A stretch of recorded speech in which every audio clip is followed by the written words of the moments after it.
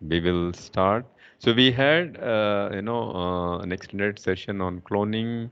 We had a good session on PCR and its applications. And, today we will look at some of the other tools used in the recombinant DNA technology or genetic engineering, molecular biology, all these things. Okay. How do you, this course is on applications of molecular biology, no, and extensively uses, many different kinds of enzymes, which are useful in genetic engineering. We already saw actually few of them. Talked briefly about Taq DNA polymerase being used for PCR. We talked about, things like phosphatase. We talked about ligases in DNA cloning and all that, right? So we will quickly see a short video, 10 minutes video on the different kinds of enzymes that are used in molecular biology, and then we will go into a short presentation. Yesterday I had mailed the notes on PCR. I hope you all got this thing, types of PCR, applications of PCR and all that. Yes, sir, we received it. Okay, thank you so much. Thank you.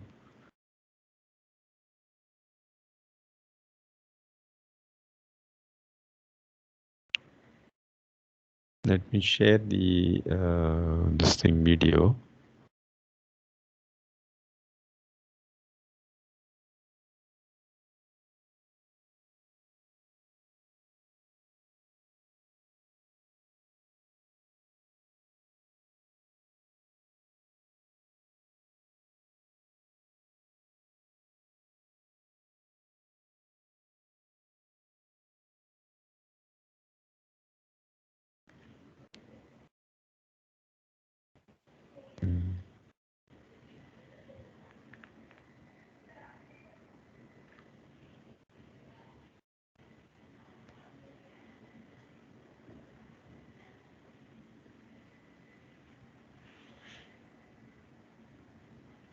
Okay.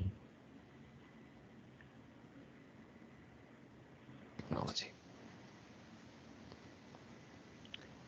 This is the first class of enzyme that is used in recombinant DNA technology, that is nucleases, that is restriction endonucleases, restriction nucleases, and ribonuclease H.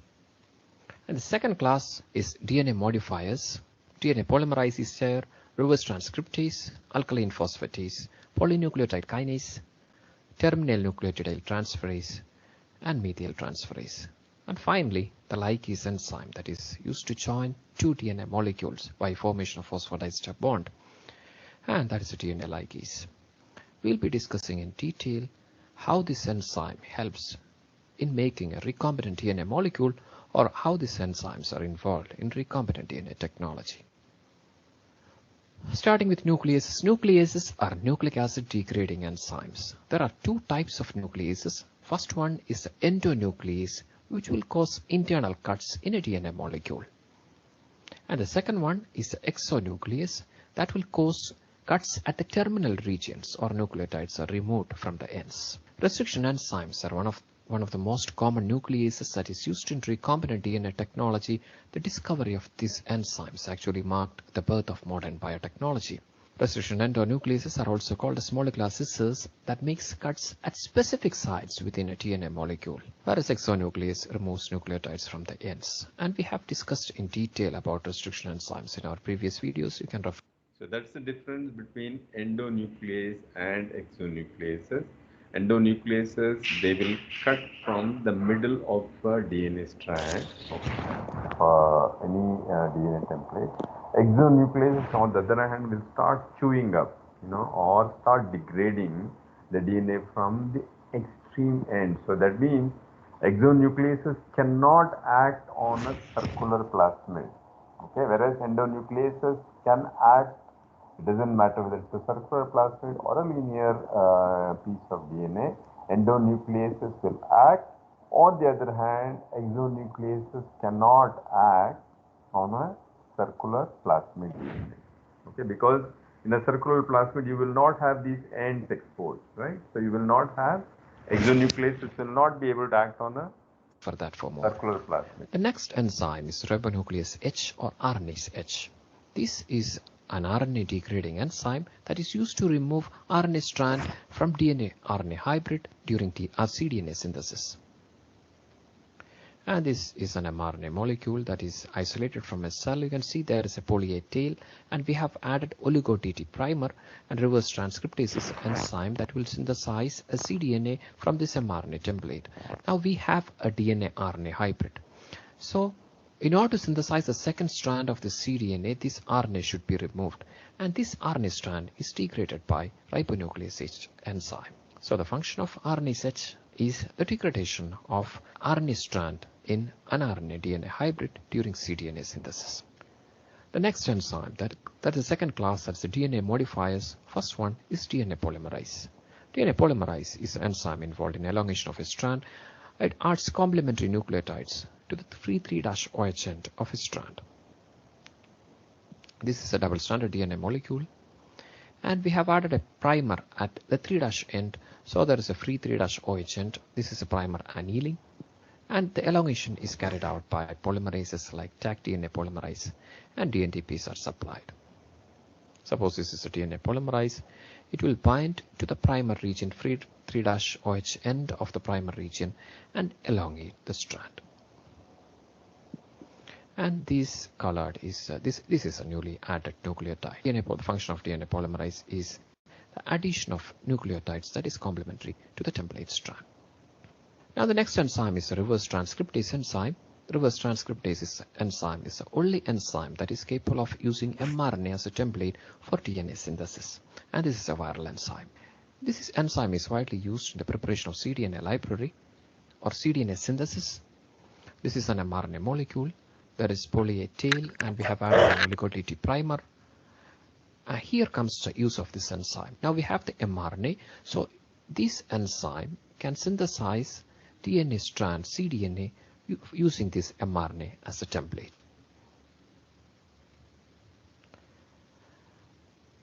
Later in the DNA-RNA hybrid, this RNase H will cleave out this RNA strand, and cDNA will form the second strand. The function of reverse transcriptase is the formation of a DNA strand using mRNA template. Next is alkaline phosphates. Alkaline phosphates removes terminal phosphate groups at the 5' end of DNA or RNA. And this helps in preventing re-annealing of vector DNA in recombinant DNA technology. It also helps in radioactive labeling using P32 of DNA or RNA strands. And this is what is happening with alkaline phosphates. There's a phosphate group at the 5' region of a double-stranded DNA molecule. In the presence of alkaline phosphates, in the presence of water, this phosphate is removed by the enzyme alkaline phosphatase, or dephosphorylation occurs.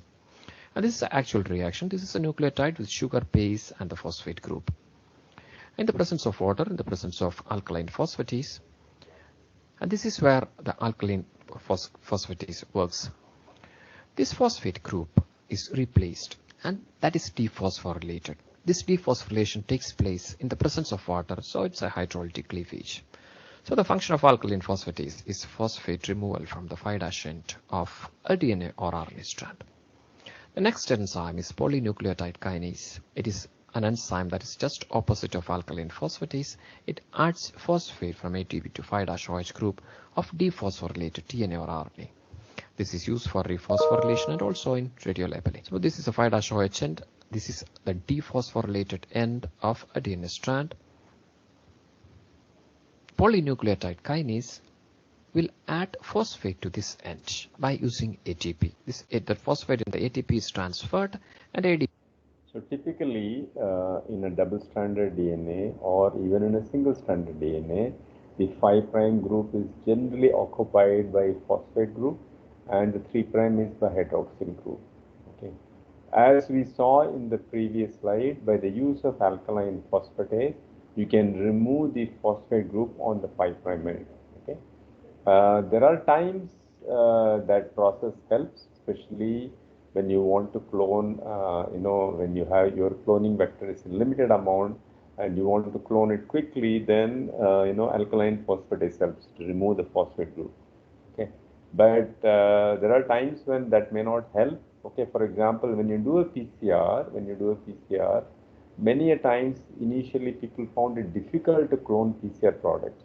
Unfortunately or fortunately, the primers that you get from the commercial companies generally have a 5' hydroxyl group.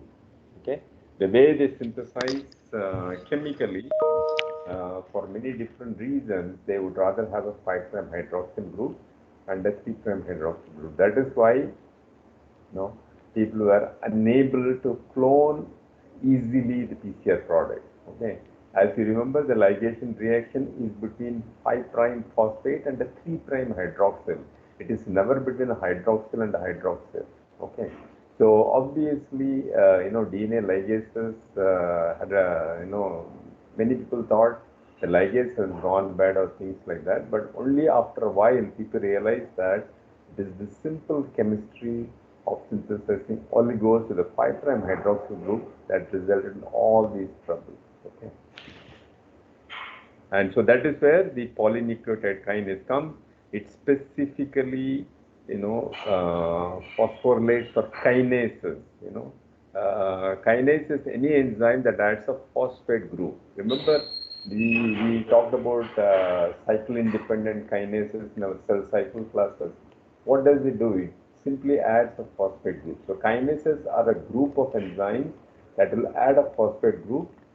It could be DNA, it could be protein, right? So in this case, polynucleotide kinase adds a phosphate group at the 5' end of your DNA. ATP is released and phosphate is added to the 5' end. So the function is a rephosphorylation of a dephosphorylated strand. Second, in radiolabeling, it transfers radioactive P32 from ATP to dephosphorylated 5' end of DNA or RNA. Next one is Germinate nucleotide transferase. And this is an enzyme that adds nucleotide to 3' group of DNA fragment used in homopolymer tailing to make blunt ends sticky that helps in joining fragments with blunt ends. So, TDT, this is called as terminal deoxynucleotide transferase.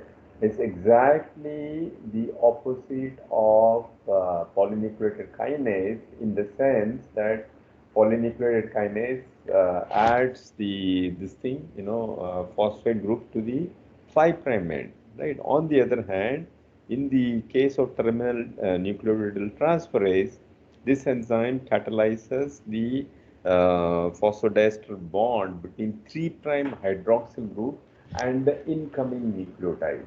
Okay, so they act on polar ends. One acts on polynucleotide kinase, acts on 5' hydroxyl phosphate group. Adds a phosphate group to the 5' hydroxyl end, whereas terminal nucleotide transferase adds an incoming nucleotide to the 3' hydroxyl group. Also used in radiolabeling. And this is a double-stranded DNA molecule. In the presence of terminal nucleotide transferase, polyetailing occurs. This addition of nucleotides is by this enzyme, terminal nucleotide transferase. The use of this enzyme in recombinant DNA technology, suppose this is a fragment A, so we have fragment B, and we need to join these fragments. Both are having blunt ends. It's not easy to join these fragments. So in order to make this fragment sticky, we have added poly-A tail here and poly-T tail here. So both these fragments. So isn't this a neat way of trying to clone? So terminal nucleotide transferase, if you have a lot of DATP, right, it will add A. If you have DTTP, it will add T. Instead of A and T, you can have C and G also, right? This can be labeled with a lot of C's, this can be labeled with a lot of G's, and then these two can basically essentially do complementary base pairing, okay? And you can transfer it to the bacterial cells, and the bacterial cells, inside the bacterial cells, the ligase can ligate it. You can do ligation outside also, but the choice is ours. Fragments are sticky now. Both these are having complementary overhangs. This will anneal easily, and that is the use of terminal nucleotide transferase. And the final enzyme is the methyl transferase. Methyl transferase is an enzyme that adds methyl group especially to adenine of DNA. This is widely used in recombinant DNA technology to methylate a fragment in order to protect it from digestion by restriction enzymes. Let's take an example. GATTC is a recognition sequence for EcoR1, and this is GATTC. And this EcoR1 will bind to this site and cause cleavage, and we get two fragments upon cleavage by EcoR1. In the presence of methyl transferase adds methyl group to the adenine residue. If there is methyl group in the adenine residue, this EcoR1 cannot access the restriction site, so that particular strand is protected from cleavage by that restriction enzyme, that is EcoR1. There is no cleavage. We can protect the DNA strands from restriction enzyme cleavage and also protecting the strands from cleavage by restriction enzymes of the host system. Finally, the third class, that is ligases or the joining enzymes. Once we have two DNA molecules from two different sources, one is a desired DNA, other is a vector, we need to join these molecules. And this final joining or sealing is done by the enzyme ligase.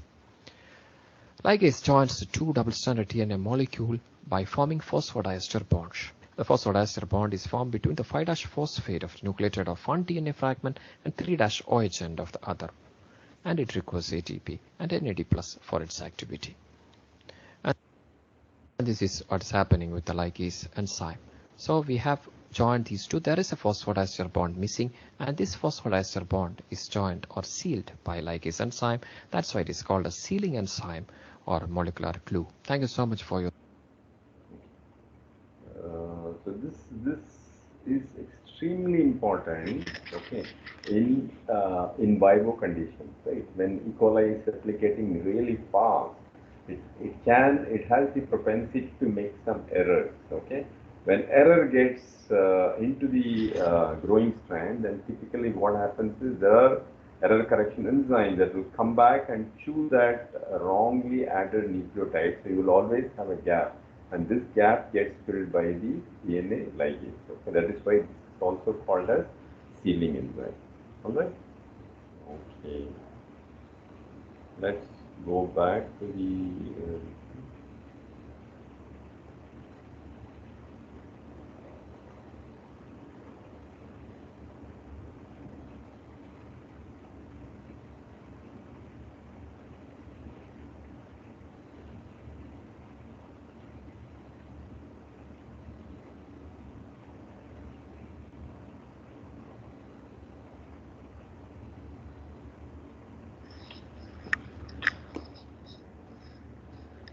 All right.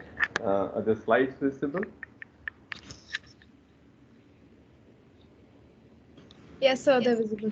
Okay. So in the next few classes, we will quickly look at the 5 different kinds of enzymes: DNA polymerases, kinases, and alkaline phosphatases, nucleases. What we didn't see in the YouTube video was on topoisomerases. I will also include topoisomerase and restriction enzymes. Okay. Typically, these are called as restriction endonucleases. Okay. And one thing that is common for all these things is that you need to have appropriate buffers, right? You need to have appropriate buffers. All these enzymes have optimal, buffers, and you need to use those buffers while working with these enzymes. Okay. So buffers are crucial for the activity of enzymes. The ideal biochemical buffer should have a pKa between 6 and 8. I'm not going to expand too much on pKa because I know that you all had a course on chemistry and you have had biochemistry, so I'm not going to expand too much on pKa. Okay. Ideally, the pKa for all these buffers should be between 6 and 8. The buffer should be chemically inert. It should not get, reactive, right? It should be polar. It should be soluble, water soluble, and not membrane permeable as much as possible. It should be non-toxic, inexpensive. We don't want to be dealing with some, very expensive buffers. And it should be, to a large extent, it should tolerate, different kinds of salts, and it should be indifferent to temperature. We don't want to be doing experiments at very high temperature, but between say anywhere between 25 degrees centigrade to 37 degrees centigrade, it should still show appreciable activity. Not much of a difference, but you may see a minor difference, but not much of a appreciable difference. Okay. What fits the bill? What fits the bill is tris, which has a pK of around 8. Okay. And tris is nothing but tris hydroxymethyl aminomethane. Okay. The free base, you have two forms that are available. One is the free base. The optimal pH range for the free base is between 7.5 to 8.5. And then you have a hydrochloric salt, HCl salt of it, for which the pH, optimal pH which you could use this buffer is around between 7 and 8. Okay. Tris buffer, although it is not a perfect buffer, but it is widely used for couple of different reasons. Okay.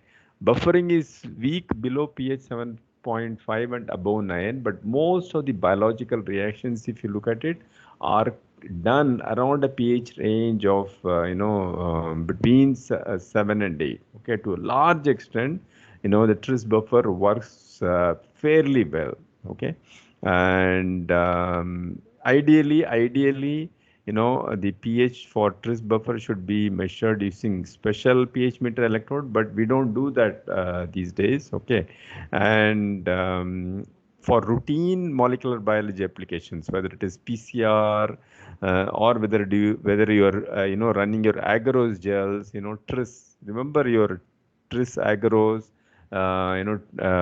tris borate EDTA, tris acetic acid EDTA. These were the buffers that we use for agarose gel electrophoresis. Okay. Unfortunately, tris can be toxic to many types of mammalian cells. So typically, when we use buffers for mammalian cell culture, we avoid tris. But for routine in vitro applications, tris looks okay. Tris fits the bill to a large extent. Okay. Tris also has another propensity that it changes its pH depending on the temperature. Okay. So you may be, your pH meter may be in a place where it's like normal room temperature. You've adjusted your pH for tris in the normal room temperature, but when you do all your these reactions, you have to do all these things in ice. And the moment you do that in ice, the pH can actually can become problematic, because the tris solution pH changes with temperature and drops about 0.03 pH units for each 1 degree increase in the temperature. That means what you did at 37 degree or 25 degree centigrade pH buffer may or may not be the same value when you do this thing, when you carry out your reactions in ice. Okay. And tris solution pH also changes,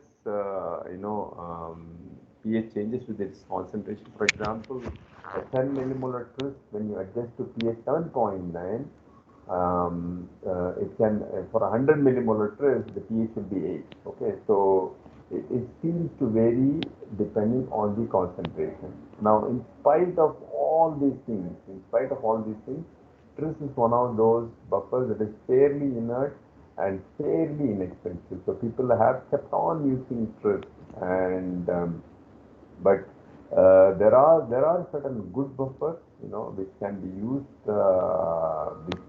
for pH below 7.5. Things like HEPIS, Trisine, BES, MOPS, MES. These are all methyl ethane sulfonic acid. MES stands for methyl ethane sulfonic acid. Okay.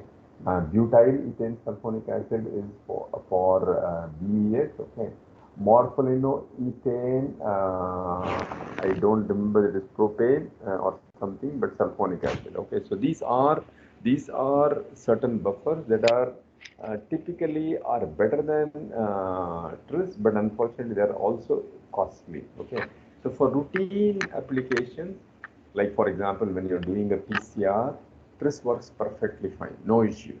Okay, we don't have to worry about it. But these are some of the considerations that you may have to worry about when you're trying to make a buffer have to be careful. Okay, herpes buffer is used especially in cell culture experiments. Okay, it's kind of relatively non-toxic, but unfortunately it is also several times costlier than tris. Okay. What are other components of any biochemical reaction, whether you're trying to do restriction endonucleases, or whether you're trying to do ligases, or whether you're trying to, do PCR, you not only have buffer, which can be either tris-based or herpes-based, you also have salt, in the buffer. Each buffer will have, different proportions of different salts. For example, when you take magnesium, when you take PCR, magnesium chloride is one of those ingredients, very, very important ingredient in the PCR buffer. Okay. Similarly, different buffers can have sodium chloride. Sodium chloride or potassium chloride are used for restriction enzymes. Okay, you can have different phosphates. Okay, which eventually stabilizes the protein structure and facilitates the protein DNA interaction. Okay, you can have divalent metal ions like magnesium, calcium, zinc. As I said, magnesium chloride is a very, very important thing in PCR reactions. Not only in PCR reaction, anytime people are handling anything related to DNA, those buffers generally have magnesium ions. Okay. Glycerol is used in most of these buffers because it stabilizes the structure of the protein. Some buffers, not all, but some buffers may use EDTA, okay, which essentially chelates divalent cations like magnesium, calcium, zinc, and all that. Okay, this is especially very, very important when you are storing your DNA for a long term. Okay. Invariably, when you during the process of purification, not only you have purified DNA, you may have trace amounts, extremely small trace amounts of nucleases that can start chewing up your DNA. Okay, and so people generally for chewing up the DNA or degrading the DNA, these nucleases need divalent metal ions. Okay, so typically these divalent cations are chelated by the use of EDTA. So typically when you make a plasmid DNA preparation, you end up storing it in 10 millimolar tris and 1 millimolar EDTA, which is called as TE buffer. Okay, and then when you have purified protein, you essentially will be using things like beta-mercaptoethanol or diethiophthitol. Okay, these are reducing agents that prevent unwanted disulfide bond formation between proteins, among the proteins. Okay, then you can have non-specific proteins like bovine serum albumin, gelatin. People use few more of these things. Okay, and you may also have other cofactors like ATP or NADH. ATP is used in the ligase reactions. Okay, ATP is very commonly used in the ligase reactions, and depending on whether you are trying to clone a sticky end or a blunt end, the amount of ATP is varies. Okay, amount of ATP varies. Okay. And so these are the other components. Quickly look at some of these enzymes and start looking at DNA polymerase. Okay, E. coli has at least 3 different DNA polymerases. Okay, E. coli has DNA polymerase 1, DNA polymerase 2, and DNA polymerase 3. What does DNA polymerase do? It essentially makes copies of DNA. Okay, it makes copies of DNA. That's typically what Taq polymerase does, right? How does it make copy of it? By synthesizing. Based on the information provided by the complementary strand. Okay, it's DNA polymerase 1 is a moderately processible enzyme. What does processibility mean? Once the DNA polymerase latches onto the DNA template, how long does it keep on synthesizing is a measure of processivity. Highly processive enzymes can synthesize at least several kilobase pairs of DNA. On the other hand, things that are not very processive will synthesize maybe few hundreds and they will fall out. Okay, they will come out. They don't have such high affinity. Highly processive enzymes have very high affinity for the DNA, so they will continue to synthesize. On the other hand, medium or low processivity enzymes may or may not have that much affinity, and so after synthesizing maybe few hundred, it will fall out. Okay. This E. coli DNA polymerase can, after it latches onto the template, it also has what is called as 3', 5' proofreading exonuclease activity. So DNA polymerase is not polymerase only, it also has inbuilt error correction capability. So that means it can go back, after adding few nucleotides, okay, it can go back and correct the error. Okay, so that is why it is called a 3', 5' exonuclease activity. Okay, it has also 5', 3' strand displacing exonuclease activity. That means when you have a double-stranded template, remember the last slide that we saw in the YouTube video, when there is a nick, when there is after the two DNA templates have been synthesized, when there is a mistake, when the error correction machinery comes and removes that base where there is a nick. Okay, that nick itself can be used to advantage by the DNA polymerase 1, and it can entirely displace one set of the template, and it can resynthesize the template again using the complementary base pairs. Okay. Now this is used mostly for labeling DNA molecules by a process called mixed translation. And so this is a way by which you can introduce. Suppose you want to look at southern blot. Suppose you want to do southern blot, which we will discuss in the subsequent classes. You need to generate radioactively labeled probes. Okay, and this is one way by which you could generate a radioactively labeled probe. Now, E. coli DNA polymerase, this is called the holo enzyme, the classic DNA polymerase. This is called the entire enzyme. Okay. You also have what is called as the clino fragment, which is in which the C terminal 70% of the E. coli DNA polymerase. Okay. So the remaining 30% is gone. Okay. It is essentially 70% of E. coli DNA polymerase 1. It was originally prepared as a proteolytic fragment, which was discovered by a person called Clino. So that is why it is called as Clino fragment. But now it is cloned. Earlier, people would purify E. coli DNA polymerase and they would subject it to an enzyme called subtilisin, okay, which is secreted by Bacillus subtilis, right? So it would be cleaved, using subtilisin, and then that would generate, the Clino fragment. The beauty of Clino fragment is that it lacks the 5', 3' exonuclease activity, okay, and it is useful in labeling DNA termini of cohesive ends when it is generated by certain restriction enzymes. It can also be used for the generation of blunt ends, and the most commonly used enzyme for DNA sequencing turns out to be Clino DNA polymerase. And the reason why Clino DNA polymerase is used is because of this property of 5' lack of 5' 3' exonuclease. Even if it makes a mistake, it just keeps on going. It doesn't pause and remove the wrongly incorporated nucleotide. Okay, so it keeps on synthesizing, and then people, as I keep saying, bioinformatics has now evolved to a point where you can have different tools which can say whether the base calling is right or not. That shows the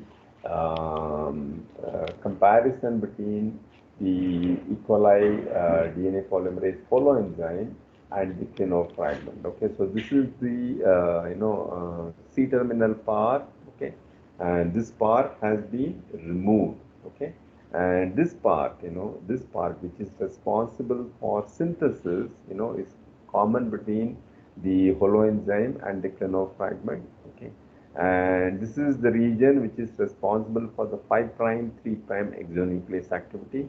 Obviously, it is gone from the clinophragment, but it is still present in the holoenzyme. Okay,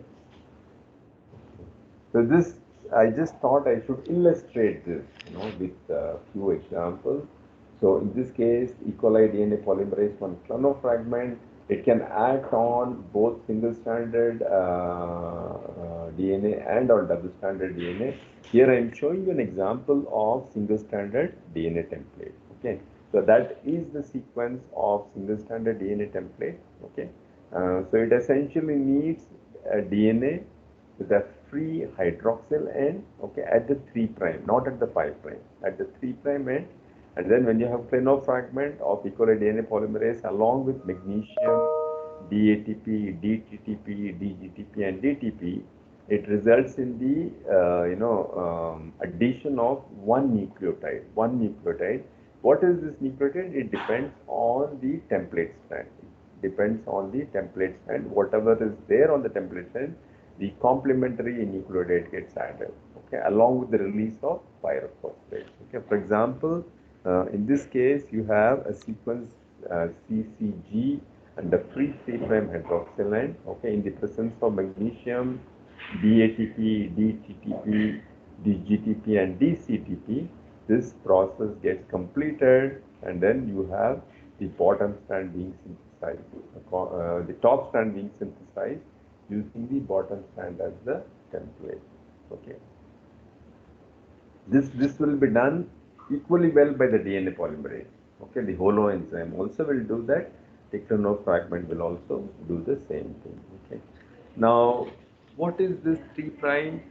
It lacks the 5', 3' exonuclease activity, but it does not have, it still retains the 3', 5' exonuclease activity of the enzyme. Okay, so if you look at the DNA polymerase holoenzyme, has 5', 3' exonuclease activity. It also has 3', 5' exonuclease activity. On the other hand, E. coli DNA polymerase clinophragment does not have the 5', 3' exonuclease activity, but it has the 3' to 5' exonuclease activity. So what does that mean? So this is shown by an example here. Okay. So the top strand has this sequence, and there is a protrusion, right? There are like 1, 2, 3, 4 nucleotides that are additional on the top strand. And when you incubate this with the clinophragment, essentially it acts as an exonuclease and removes 1, 2, 3, 4 nucleotides, and you end up getting a blunt-ended DNA. You'll get a blunt-ended DNA. Okay. So this is generally used. People used to use what is called as sonication. When you want to make libraries of your DNA fragment, people would do sonication. And nowadays, people use restriction enzymes. Previously, before the advent of restriction enzymes, when ligases had become common, people would sonicate. Sonication essentially is, it sends a lot of these waves, which results in, the DNA getting sheared at different regions. And when it gets sheared, you can have overhangs, 3' overhangs. So these overhangs can be corrected by the use of DNA polymerase. Okay. It can also do what is called as exchange reactions. Okay, it can also do what is called as exchange reactions. How does it do? It basically, if only one DNTP is present, okay. For example, in this case, the reaction, this is a perfectly double-stranded DNA, which is being now incubated along with DTTP.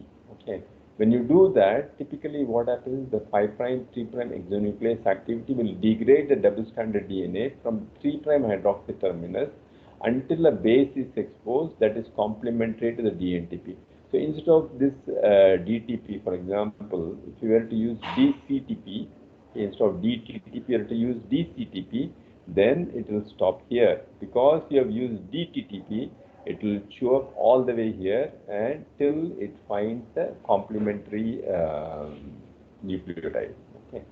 So a continuous series of synthesis and exchange reaction happens at that position. So this, because of the exonuclease activity, it chews up, and then because of the DNA polymerase activity, it will start synthesizing the strand with, this is a radioactively labeled TP, and so that gets incorporated. So this is now, if you were to do either sequencing reaction or southern blots or any other process, you could visualize this on a X-ray filament. That's why that is called autodiagram. In addition to DNA polymerases, there are several other DNA polymerases. Okay, most importantly, a phage which is called as T7 phage. Okay, has this T7 DNA polymerase which is highly processive. It has a highly active 3', 5' exonuclease activity. And so it is generally very, very useful for DNA synthesis on single-stranded DNA templates. For example, there are certain phages like M13 which have a single-stranded genomic DNA. So you could use these things for engineering these phages. Okay, and this is also useful for labeling DNA termini or for converting protruding ends into blunt ends. For example, what is a protruding end? What is a blunt end? So this is a protruding end, okay? And by doing this, you have created a blunt end, okay? Okay.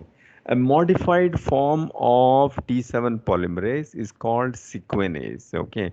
Which lacks both the 5', 3', and the 3', 5' exonuclease activity. And because of its high processivity, it is been found to be highly useful for DNA sequencing. Okay, it efficiently incorporates DNTPs at low concentration, making it ideal for radioactively labeling the DNA.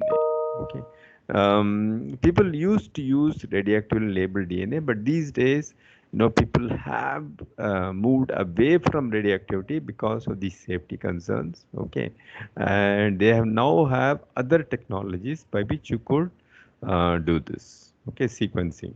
Okay, one of the special kind of DNA polymerase is reverse transcriptase, which is nothing but as we saw in the YouTube video, this is a special polymerase that takes RNA as a template and makes DNA out of RNA, right?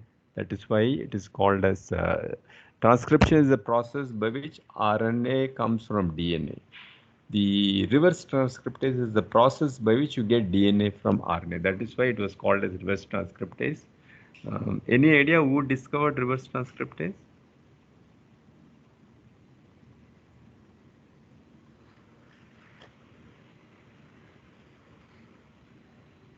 You people may be aware of it. Who discovered reverse transcriptase?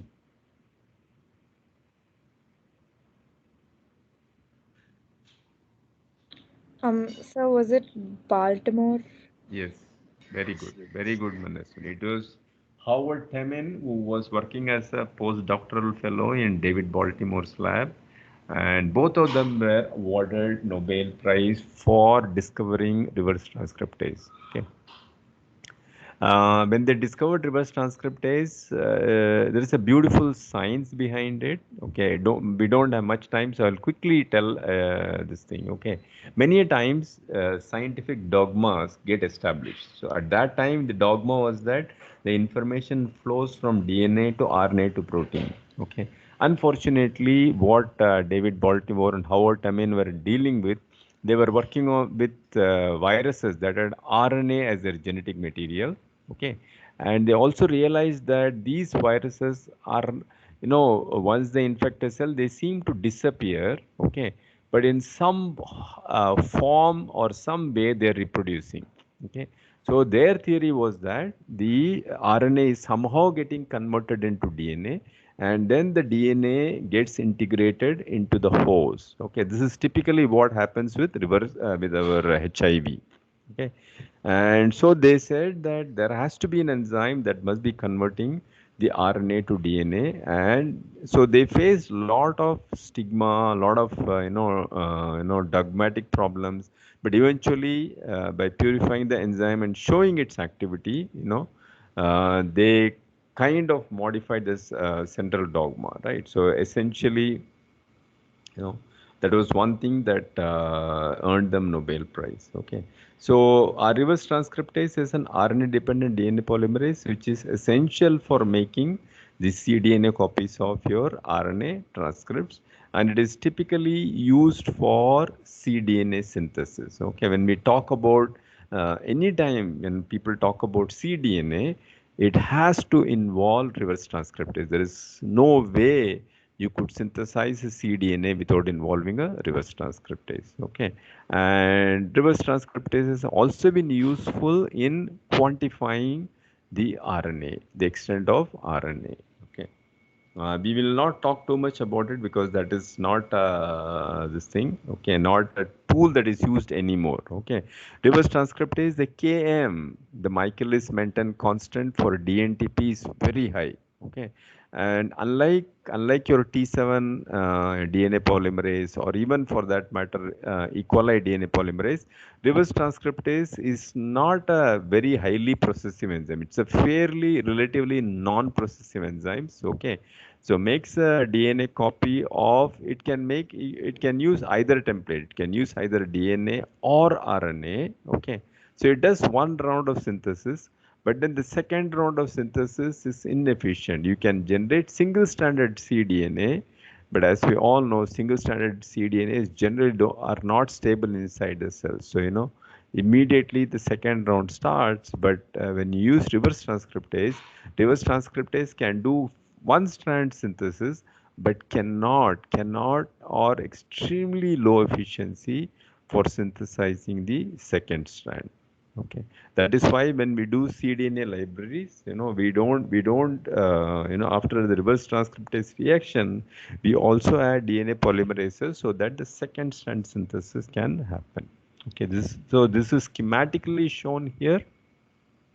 Okay, and so this is the messenger RNA. Okay, and this is the short primer. Remember, in that video, all the eukaryotes have poly A tail on them, right? All the messenger RNAs, and so you could actually take a stretch of oligo DT. That means it will have T, several repeats of T, and it will specifically go and hybridize only to the ends of this messenger RNA, right?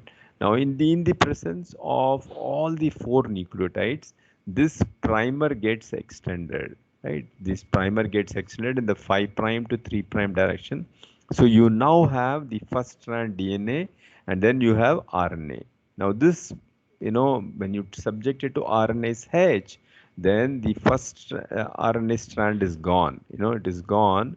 You are now left with single-stranded cDNA, right? Single-stranded cDNA, and typically, what people generally do is, this region, the end region, they can design oligos, okay, and then they can make it double-stranded DNA, okay. And many times, sometimes this structure can fold back on itself. Okay, the structure can fold back on itself, and the enzyme can start synthesizing the second strand, the bottom strand. Okay. Okay, so there is an example of how a cDNA libraries are constructed. We will talk about genomic library and cDNA library in one of the modules. But for very quickly, so this is poly A RNA, right? And so this is the poly A tail. Okay, you have first strand DNA synthesis, which is by reverse transcriptase called PowerScript. So, each of these commercial companies, there are several commercial companies that sell reverse transcriptase, and each one, has labeled using their own convention. Okay. So you now have, the poly A tail, okay, of this messenger RNA being hybridized to the oligo DT, okay, and then it synthesizes the first strand cDNA, okay, and then at the end of it, in this case they have added DCTP. That means a series of C got transferred using the terminal nucleotide transferase. Okay, you now come with a primer that can have, because if you see, you come with a primer that has G in it, so that this can form a complementary base pairing. And then you have the second strand synthesis. You can have the second strand synthesis, and this is typically used in different kinds of PCR. Okay. You could very easily, amplify this. We will talk about this when we talk about cDNA library. Okay. General considerations while using reverse transcriptase. You people generally use oligo DTs. So this could be oligo DT when you're trying to hybridize to the poly A tail. You can have a oligo DT, or many people also do what is called as random oligonucleotides. Okay, what random oligonucleotides will do is that it will hybridize here. It will hybridize to different regions of this RNA. Okay, because it is random nucleotides, there is a low probability that oligos can be sticking to different regions of this RNA. Okay, and that also helps in the RNA reverse transcriptase to synthesize the second strand DNA synthesis. Okay, and or you can have specific, suppose in after isolating your RNA and purifying your messenger RNA alone. Suppose you are interested only in amplifying only one particular gene. You don't want all the other genes to come. If that is the case, then you can still do that as long as you're aware of the sequence of messenger RNA. You can have a complementary to your oligomessenger RNA, and that can be used for priming the DNA synthesis. Okay, it turns out that reverse transcriptase is extremely error prone. 1 in 500 base pair invariably gets mutated. If our DNA polymerases were to be this, were to be like this reverse transcriptase, and I think we will have hundreds and hundreds of mutations.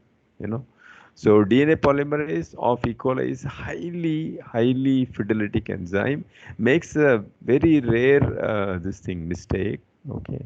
Unlike that, this reverse transcriptase can make lots of mistakes, and this property can also be used in some ways. When people want to go for protein engineering and they want to generate many different kinds of mutants, then it becomes easy to do using the reverse transcriptase. Okay.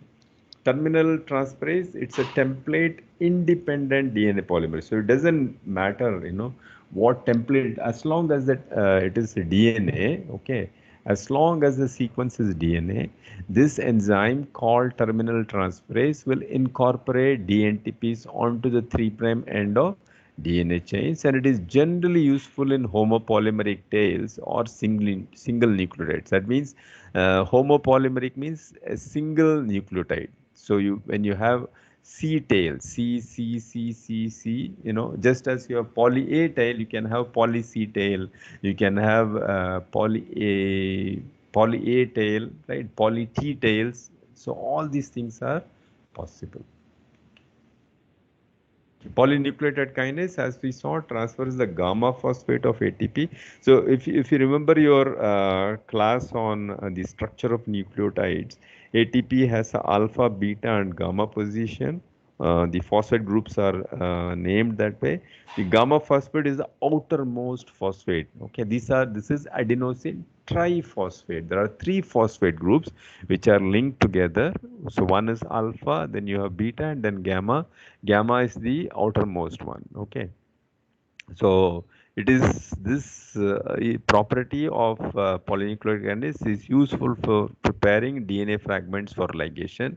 As we saw in that YouTube video, when you have hydroxyl group at the 5 prime and the 3 prime end, then ligation is not going to work. So people generally use a combination of this kinase and ligase when they want to clone. Okay. This can also be useful for radio labeling DNA fragments using gamma P32 ATP as the phosphate donor. We will probably stop at this class. Okay. There are a few more which we'll go through in our class on Friday. All right. Any questions?